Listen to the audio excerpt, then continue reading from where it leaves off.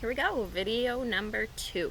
So this video, I thought it be fitting that I actually talk about what colic is and the causes, the symptoms, and so on and so forth. So colic essentially in horses can be anything from a mild upset to an actual torsion colic where the chances of survival are very, very low, and it's going to happen very, very quickly.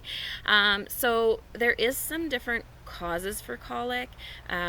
Sometimes the causes are unknown as well, as was in the case for my mare. The vets called it idiopathic colic, so they just didn't know really why it happened. She was in really great shape. Her environment hadn't changed. Her feed hadn't changed. So there's also those cases as well. And they actually at one point said it essentially could have been the barometric pressure that caused it for her. So her cecum was rotated, so it was never a full-on blockage. So they said with the barometric pressure, sometimes what happens is the gases in their intestines will expand or contract with the barometric pressure, and that will cause things to shift and rotate and move in there. So some of the other causes, though, can be, a sudden change in diet.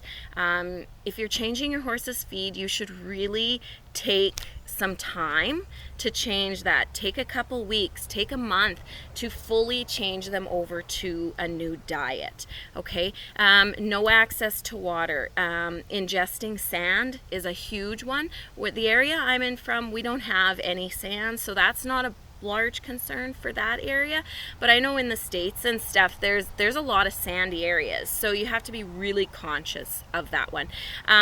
Worms, parasites, worms, increasing in age, and stress, right? And a lot of these are similar to us as humans, right? Like stress is a huge one for us. So a couple of the signs your horse could be colicking: they could be laying down more than normal, right? Looking repeatedly at their side or their stomach, getting up and laying down, getting up and laying down, curling up that upper lip.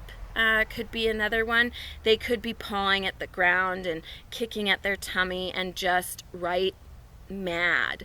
That was one thing Pearl did, is she would just paw at the ground and really paw hard. It wasn't like, pawing for impatience or anything like that. It was slamming her foot down and really, really pawing hard. So you're gonna know that, knowing your horse, right? Rolling is a huge one, and then not passing any feces is another one.